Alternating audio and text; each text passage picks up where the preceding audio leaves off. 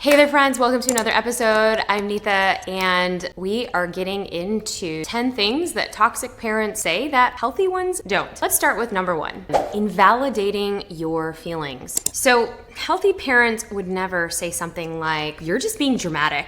Stop crying or I'll actually give you something to cry about. And this often happens in immigrant households where there is a lot of stress, there is a lot of tension. So it's something to be aware of, but let's not castrate our parents because they may not know better. I know that this was something really common in my household growing up because guess what? My parents came from backgrounds where they thought discipline meant you would diminish the feelings of your children because they didn't have the time, they were constantly working, they came to the US to have a better life, and this was like their immigrant story. And in our Asian cultures, you don't necessarily listen to what your children's feelings are. Obviously, I have started to reparent myself in this, and so this is completely different in the way I want to raise my children, but this is something for you to know to actually have a little bit more compassion for where your parents are coming from and in the time and the season of life that they were actually in. Now, this is not to justify their actions, but it's to actually give you a little bit more perspective. So number 2, comparison. Why can't you be more like your older sister? Or why can't you be more like your younger brother? Or you're too much.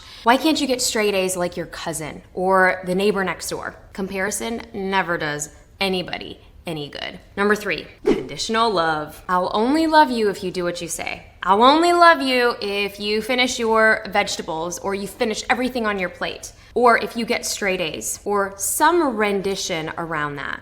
Have you actually been told that? I know that was a big driving force for me to get straight A's and not come home with anything less than a 95. Was that in your case? Number 4, gaslighting. When you are made to feel wrong, when you are actually made to think that your experiences, your emotions, the perspective that you have on life is made to feel wrong, or for example, that never happened, you're actually making that up. I would never do that to you. It causes confusion. It causes you to doubt yourself. It causes you to have a lower self-esteem because the people that you are looking up to don't really value or validate your thoughts and your feelings. Number 5, healthy parents wouldn't name call. You're so lazy. You're so stupid. I can't believe you couldn't get an A on this. I can't believe you can't excel in that. I can't believe you're failing this class. They won't actually make a judgment about you and what you're going through. They'd actually support what you're going through and maybe even help you find solutions to whatever struggle or hardship you're actually going through. Instead of making you feel wrong or invalidating your experience around what you're going through. Number 6, guilt tripping. This is one I bet we've all experienced. After all I've done for you, you actually owe me for raising you. You actually owe me for all of the sacrifices that I've done. And I see this in a lot of immigrant or children of immigrant households where they're like, my parents sacrificed everything. I can't dare to tell them that I don't want to go into medicine, or I can't dare tell them that I just don't really like this major that I picked. It's the guilt tripping. Number 7, the blame game. It is all your fault. I'm upset. I can't believe that you made me do this. It's all your fault. Number 8, isolation. This is a tricky one because while parents may know intuitively who we're hanging out with and that sometimes our choices aren't the best. I mean, our prefrontal cortex isn't necessarily formed until we're 25 years old. And so we tend to make not the best decisions, but taking this with a grain of salt, sometimes they discourage relationships with other people by saying, that person is a bad influence on you. You shouldn't hang around with them. That person is only doing you wrong, or some version of that. So while they have sometimes the best intentions, when this is coupled with 2 or 3 of the things that I've mentioned before, then it can become a toxic situation.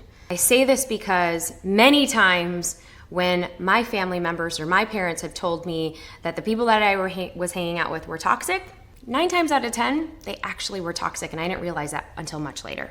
But always trust your judgment as well, and many times they are coming from a place of love.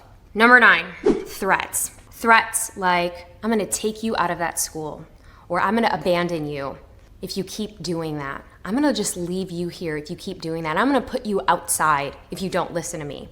Or this one, I'll send you away if you don't come back home with straight A's.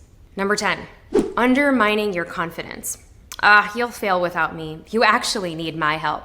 You are incapable of doing that on your own. All right, you guys, coupled with a few of these, and these are 10 that we just went over, 10 toxic things that parents sometimes say, they have lasting emotional effects on our children. And if you are watching this video because you have younger kids, or maybe you want to reparent yourself and you are in a mode of healing, or maybe you're just watching this because you're like, I feel like my parents say things like this to me all the time. Well, you're not alone. I'm definitely a product of that, and I know that in some of these next videos that you click on, you can actually start focusing on your own growth and your own healing. And if you like this video, tell me what you learned in the comments below. And for more tips like these, go ahead, follow along and subscribe, and I'll see you soon.